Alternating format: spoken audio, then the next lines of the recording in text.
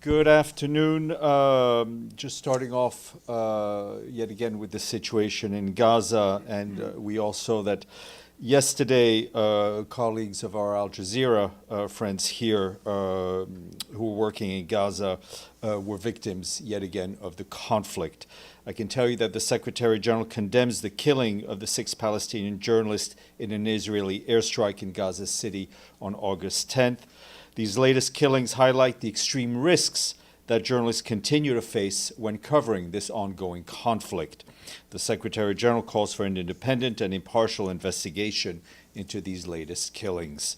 At least 242 journalists have been killed in Gaza since the war began. Journalists and media workers must be respected, they must be protected, and they must be allowed to carry out their work freely, free from fear and free from harassment. Meanwhile, on the ground, our humanitarian colleagues report in an especially disturbing update today that the Ministry of Health in Gaza confirmed that the number of children who have died from malnutrition since October 2023 has now surpassed 100. The World Food Programme said more than a third of the population is not eating for days at a time, and acute malnutrition is spiking, with over 300,000 children at severe risk. Additionally, the UN Food and Agriculture Organization warned last week that a mere 1.5% of cropland in Gaza is both accessible and undamaged, signaling a near total collapse of the local production of food. Yesterday, we and our partners collected food and hygiene kits from the Karim Abu Salam crossing. However, supplies were offloaded directly from these trucks before reaching their destination, given the extreme desperation pervasive in Gaza today. People need a predictable lifeline, not a trickle of aid. The World Food Programme says that just to cover basic humanitarian food assistance needs, more than 62,000 metric tons are required to enter Gaza every month. And so far, humanitarians have not been permitted to bring in enough supplies to support the Palestinians there. We can confirm that we collected fuel from Karim Shalom crossing yesterday. Israeli authorities are allowing on average the entry of about 150,000 liters of fuel daily. However, this remains far below the minimum required to sustain life-saving operations. For example, the Palestinian Civil Defense Organization warned yesterday that more than half of their ambulances have stopped operating across Gaza due to the shortage of fuel and the shortage of spare parts, which are not allowed to come in. Israeli authorities must allow aid to enter through all crossings and via all available corridors so that we can deliver at scale, in a safe and in a dignified manner, the humanitarian aid that is so desperately needed. A ceasefire is urgently needed to save lives. This would allow us to speed up delivery of food for the hungry, health services for the sick and wounded, and shelter materials for displaced people who've been forced to flee repeatedly since the onset of the hostilities. And it would also allow for the release of the remaining hostages that are being held in Gaza. And yesterday, you saw that there was a special meeting of the Security Council. Briefing from our end was Miroslav Yencha, the Assistant Secretary General for Political and Peace Building Affairs. He expressed our extreme concern following Israel's decision to expand military operations in Gaza. He said if these plans were implemented, they will likely trigger yet another calamity for the people of Gaza. He underscored the need for a full, immediate, and permanent ceasefire and the immediate and unconditional release of all hostages. For his part, Ramesh Ramasingam, the Director of Coordination Division at OCHA, spoke about the horrific humanitarian conditions which we have been telling you about almost on a daily basis. Moving north to southern Lebanon, our peacekeepers are located there tell us that they continue to observe Israeli Defense Forces military activities in southern Lebanon including air violations by drones and shelling from the south of the Blue Line, with 3 impacts in sector west of the peacekeeping missions just yesterday. UNIFIL continues also to find unauthorized weapons and ammunition caches in its area of responsibility. Yesterday, our peacekeepers found a cache in Sector East containing approximately 120 rockets and mortar shells, anti-tank mines, anti-personnel mines, and fuses. The day before, UNIFIL discovered another cache also in Sector East with mortar rounds, with mines, with rifles, and ammunition. As per usual practice, all of these weapon finds were referred to the Lebanese armed forces. The work of the peacekeepers and the Lebanese armed forces are doing is dangerous. As to illustrate that point, you will have seen that on Saturday, 6 Lebanese armed force soldiers were killed and several others injured during the inspection and retrieving of explosives near Zipkin in southern Lebanon. Our peacekeeping colleagues in southern Lebanon extended their condolences to the Lebanese armed forces and to the families of the fallen soldiers, also wishing a speedy recovery to those who are injured. In a statement following the incident, UNIFIL's head of mission Force Commander Major General Abanyara stressed that peacekeepers will continue to support the Lebanese armed forces and their work in an effort to restore stability to southern Lebanon.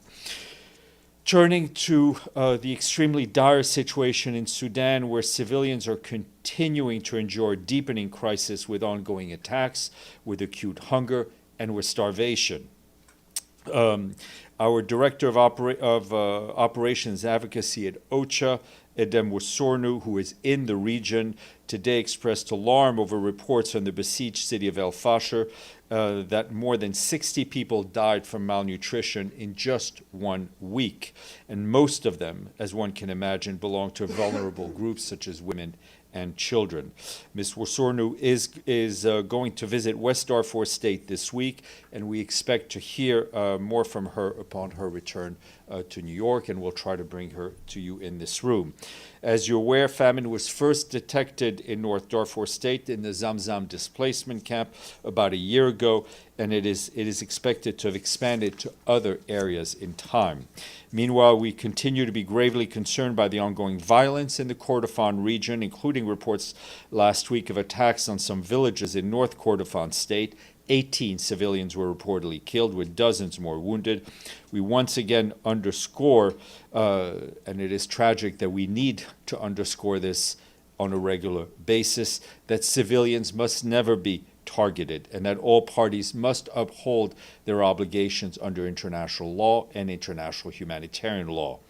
On the health front, we and our humanitarian partners continue to scale up response to the cholera outbreak that we're seeing in Sudan, where nearly 100,000 cases have been recorded since July of last year. In Khartoum State, a new vaccination campaign began yesterday, targeting 1.1 million people with support from our colleagues at the World Health Organization. In North Darfur State, more than 5,300 suspected and confirmed cases, with 84 related deaths, have been reported by local partners since June 21st, most of them in the Tawila locality, where 330,000 people displaced from the Zamzam camp and from El Fasher region are sheltering, as one can imagine, in some of the most dire conditions. Our partners on the ground are responding through cholera treatment centers, but overcrowding, poor sanitation, limited access, and the ongoing rainy season are accelerating the spread of the disease and hampering the delivery of aid.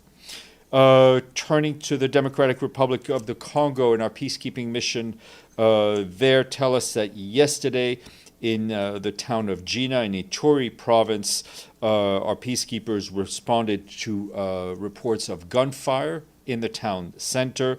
Our colleagues have a forward temporary operating base in Jina. Upon hearing about the gunfire in town, they sent a patrol, which encountered an incursion by armed men from the Codeco militant group. Our peacekeepers fired deterrent rounds, prompting the assailants to retreat.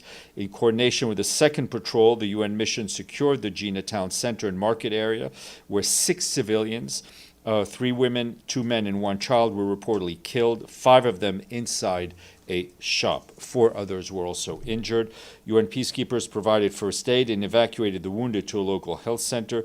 Following the attack, civilians gathered at the temporary operating base to seek protection and shelter. The UN mission has since intensified patrol in the area to deter further violence and to try to reassure the population.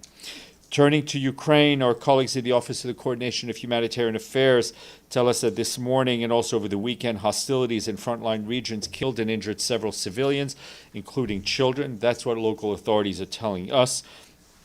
In the Kherson region, a drone strike on a public bus Saturday reportedly killed 2 people and injured 16. Across the region, dozens of casualties were also reported, along with damage to multiple residential buildings. And in the Zaporizhzhia region, casualties were reported after a glide bomb strike damaged a central bus station, the health facilities, and apartment blocks. In Kharkiv, civilians, including children, were injured when a preschool and multiple homes were hit.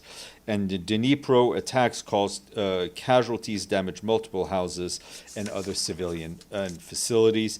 Authorities there also say that a mine incident in Odessa, Kharkiv, and Sumy regions killed and injured civilians, underscoring the ongoing threat that mines continue to pose across Ukraine, including coastal areas.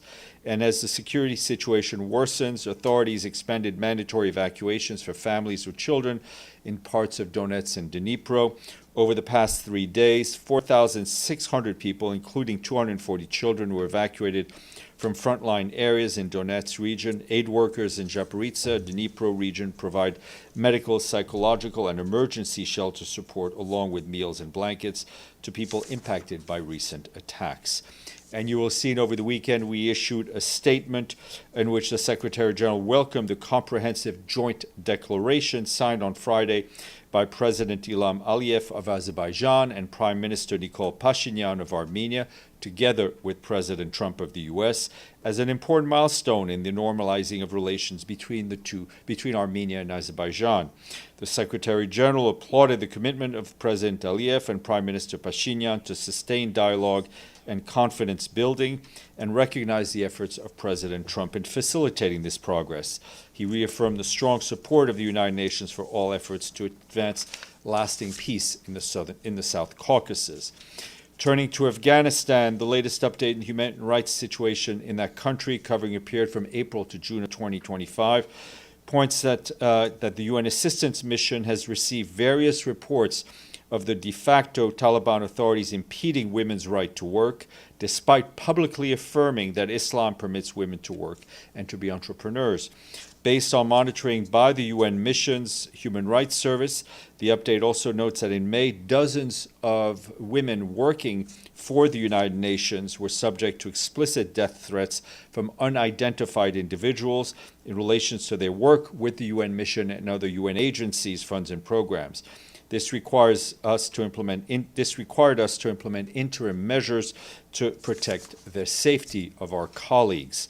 According to the update, in subsequent engagements with the de facto authorities, they informed the UN mission that their personnel were not responsible. However, an investigation by the de facto Ministry of Interior is underway. The UN assistance mission in Afghanistan also noted that the de facto authorities' monitoring of women's adherence to the hijab instruction appeared to have intensified in some parts of the country. The update also mentioned recorded incidents of gender-based violence against women and girls, including cases in which officials of the de facto authorities were accused of being both the perpetrators of forced marriage and enforcing forced marriage. The full report, which is worth the read, is online. Back here this morning, the Security Council held a high-level open debate on maritime security, prevention, innovation, and international cooperation to address emerging challenges. Briefing the Council via video conference was the Secretary General of the International Maritime Organization, Arsenio Dominguez. He stressed that the safety and security of the maritime sector is fundamental to the economic stability, sustainable marine development, and to livelihoods. His remarks were shared with you. Tomorrow, my guest will be Ulrika Richardson, the humanitarian coordinator for Haiti. She'll be here in person to speak to you about Haiti, and I think this will be her last briefing on Haiti. As you know, she is supposed to take up a post in Libya. Today is a very musical international day. Any guesses? Steelpan Day. Yes, the steelpan is a musical instrument originating in Trinidad and Tobago. Don't look at me like that, Benno. No, that was so weird. Why did she know it? Don't ask. You can ask the question directly, because your colleague is well informed. Let that be a lesson. The steelpan is a musical instrument originating where, Benno? Trinidad and Tobago. There you go. It possesses cultural and historical significance and correlates, I can't speak, to cultural, social, and economic development. And I'd like to have one to introduce me every day as I step up to the podium. Edie. Thank you, Steph. First, does the Secretary General have any comment on the death today of Colombian Senator Miguel Uribe, who was shot at a rally in the city, in the main city 2 months ago, and was a potential presidential contender? Of course, we extend our condolences to the senator's family, to his friends, and as you recall, we strongly condemned the assassination attempt when it took place, and I do expect a more formal statement to be issued shortly. And secondly, you talked about in El Fasher that there were I think 68 starvation deaths. How did the UN get those figures, since apparently El Fasher is supposed to be totally surrounded by... We remain in touch with on the ground. Thank you. Let's go to our guest, because we're polite people, but you need to bring your microphone. Okay, thank you, Stéphane. I appreciate it. Two quick questions. You said you called for an investigation into the assassination of our colleagues in Gaza. There's been, of course, 237 journalists have been killed. Who would conduct this independent investigation, and how would the UN go about ensuring that it will happen? Second, the UN has... My brain power is limited. As your colleague knows, we do it one step at a time. Accountability tragically takes time, especially in conflict, but accountability needs to happen. We've seen it in other recent conflicts where it sometimes takes a long time to find accountability. How such an investigation will take place in the middle of a conflict is difficult to say, but there are various options, but there will need to be accountability for what happened. Your second question. My second question is... Your microphone, please. Sorry.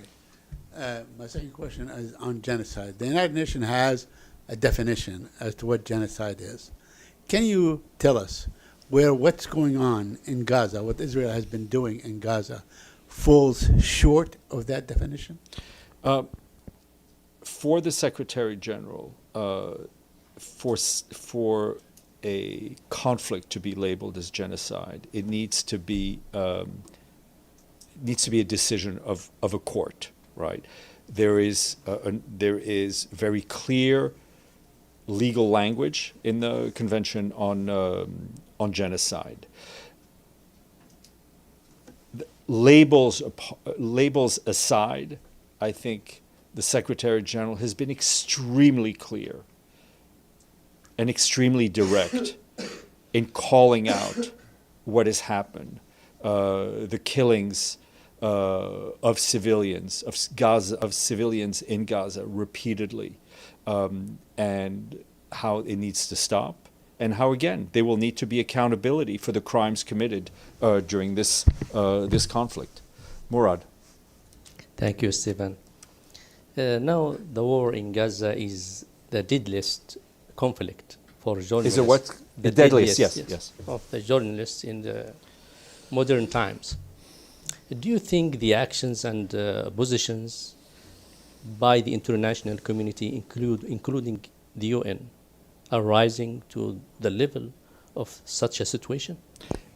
My question to you, Murad, is which UN are you speaking about, right? I think we leave it to you and other journalists to comment and analyze what the Security Council has been doing, what the General Assembly has been doing, what the Human Rights Council has been doing, and what the Secretary General has been doing.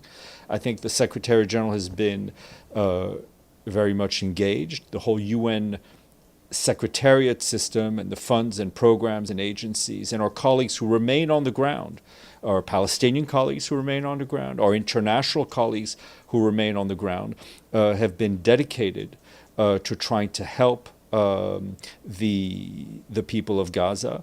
The Secretary General's advocacy and his contacts have continued to be very clear in trying to find an end to this conflict, to try to get more humanitarian aid in, and to try to get the hostages released.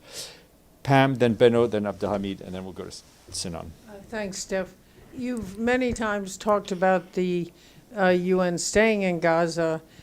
Given the plan and the increase in the violence and deaths, does the UN have a plan to remove any of the staff?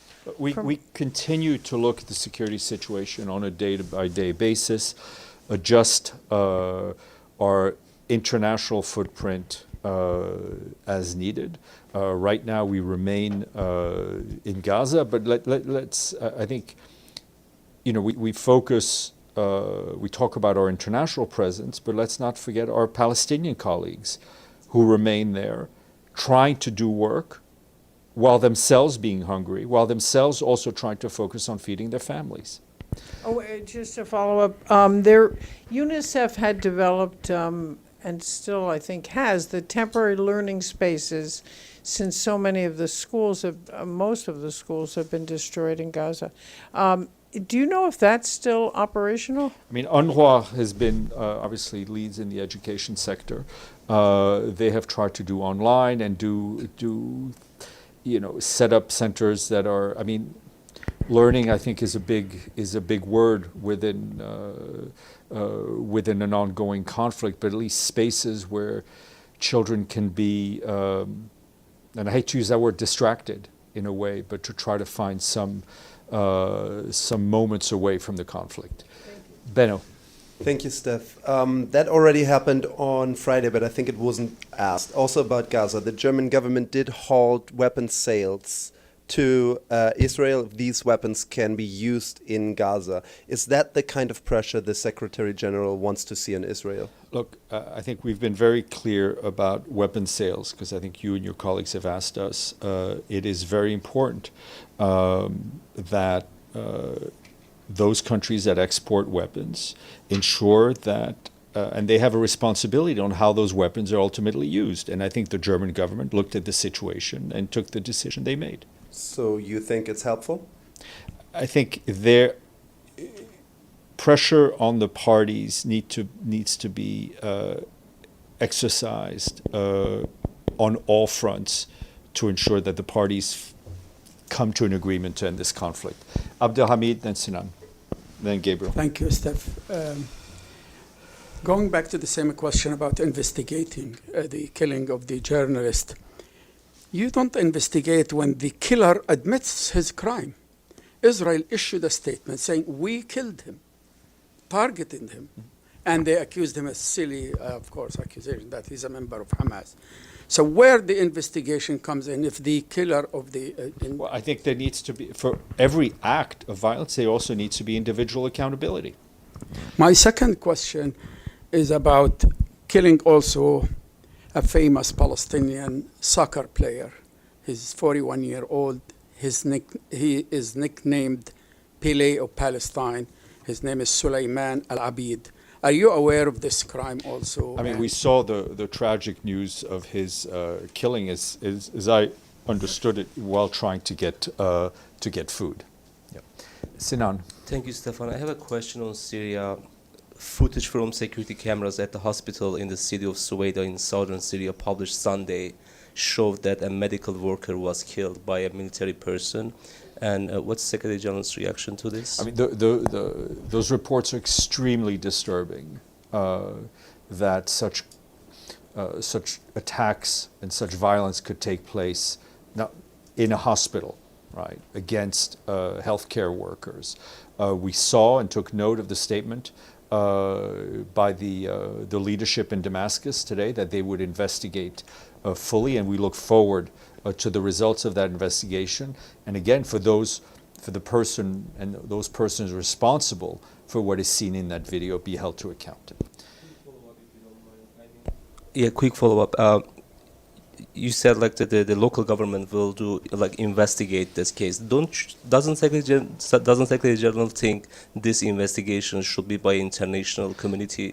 I think things need to be done at one step at a time. The government in Damascus, right, the interim authorities, have a responsibility to keep all of their people safe, regardless of their religion, their ethnic background, or any other factor. That is the responsibility of any government vis-a-vis its people. So let's do it one step at a time. Let them do the investigation because it is their responsibility, and let's see what the results are. Gabriel, and then Deji. Thank you, Steph. Does the Secretary General acknowledge that journalists are protected under the Geneva Convention and that killing them is a war crime? The Geneva Conventions are clear. They should always be respected. So some commander within the Israeli military gave the orders to murder these journalists.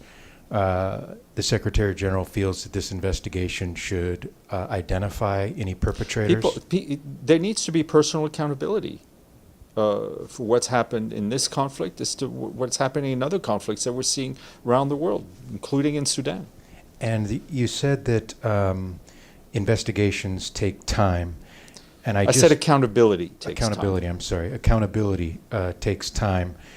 And I think back to May of 2022 when Shireen Abu Akleh was killed by Israeli soldiers. They initially denied it, but an internal Israeli investigation concluded it was a high probability that an Israeli soldier killed Shireen Abu Akleh. Independent investigations confirmed it. My question is, no one was ever brought to justice for that. And so how are we supposed to have any confidence that now there's going to be some investigation that will change anything? I think pressure and advocacy needs to be kept up. And my last point, Steph, if I may, question is more journalists have been killed by Israel in Gaza in 22 months than the number of journalists killed in World War I, World War II, the Korean War, and the Vietnam War combined.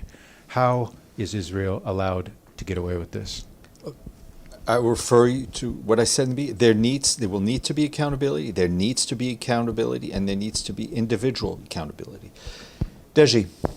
On Gaza City, according to your description, I believe the military offensive of Israel on Gaza City hasn't started yet. Is that correct? I do not report on military. I mean, yep. The conflict is ongoing. Okay, but the Israeli authority will tell the UN. Would that be correct? If they started, you would need to ask them. So you are not sure if they really started that UN will receive. You would need to. I mean, I can't answer for them. Okay. Yesterday, just prior to the Security Council meeting, Israeli Prime Minister Netanyahu had also a press conference, and he said that to take Gaza City is the best way to end the war and the best way to end it speedily. It's not what we heard from many member states. Well, it's not what you heard from Mr. Yensha yesterday, who said there is no military solution. Why right? it's wrong? Sorry? Why this idea is wrong? Because there is. I mean, this conflict needs to be settled through diplomacy, right? There's been enough killing. There's been enough suffering. It needs to end, and the military solution, we feel, is not the way to end this conflict. But it seems if you prolong this, it will be more people got killed, isn't it? Deji, I leave that to your deep analysis. I think we've made our point. Abdelhamid. Going back to Sorry, I'll get to you in a second. Going back to the investigation, can you Can we just bring one example that Israel put somebody to account during its history? That's a question for you. I'm not your, with all due respect, No. I'm not your research assistant. I think you can answer that question. You can do the research. My second question related to that, killing 242 journalists, as you just said, does it worth holding a special session of the Security Council, in the opinion of the Secretary General? Would the Security Council, in respect of those victims, hold a special session on protection of journalists? That will be a decision of the Security Council. We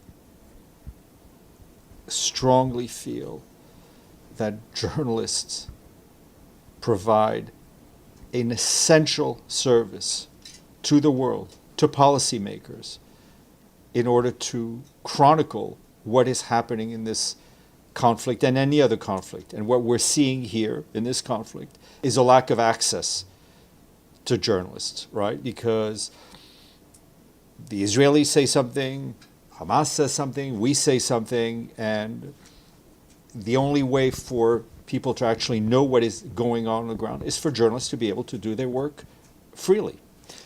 Yes, sir. Okay, thank you, Steph. Despite all the criticism and condemnation from the international community, but nothing seems to have stopped Israel from executing its plan to take over Gaza City. So under such circumstances, what can the United Nations do to, what actions will the United Nations take next to deal with this situation? Thank you. Well, we will continue to push, to support, and to advocate for a negotiated settlement. In the meantime, our colleagues on the ground, our international colleagues, and most importantly, our Palestinian colleagues will do whatever they can to try to help the people of Gaza to survive. But that is becoming increasingly difficult. You may, if you turn on your microphone. Yeah, thank you. Just to follow up on Hamid's question. So, obviously, Israel doesn't listen to anyone, does not allow any journalists and so on. My question is, why not for the Secretary General to take the initiative and call maybe 100 journalists or 50 journalists to go in with him and go to Gaza, demand that they go to Gaza, including you, including the people in this room, maybe others who want to join in, and so on, to actually see what is going on the ground? Secretary General has not been able himself to go to Gaza. Why not? He's not been granted the permission. Okay. The closest we got was Rafa. Murad and then Benno. Thank you. Israel claimed that Al Jazeera correspondent Anas al-Sharif was a member of Hamas. Al Jazeera dismissed these accusations, and Anas himself denied it before his assassination. Does the UN have any information that deny or confirm these claims? No. Okay. Sorry. I see Iftikhar waving his hand at me. Unless bye. Go ahead, Iftikhar. Thank you, Steph. Thank you for noticing me. And yesterday at the Security Council emergency meeting on Israeli plans to take over Gaza, several delegations proposed a deployment of international force, international protection force in Gaza. Does the Secretary General feel that at this stage such a move would be helpful in saving Palestinian lives? There obviously need to be a mandate from the Security Council. I think what we first need is a ceasefire, an agreement from the parties to stop the fighting, and then the Secretary General and the UN is ready and willing to support the best possible solution to help rebuild Gaza and to help Palestinian Israelis return to a path of dialogue. Thank you.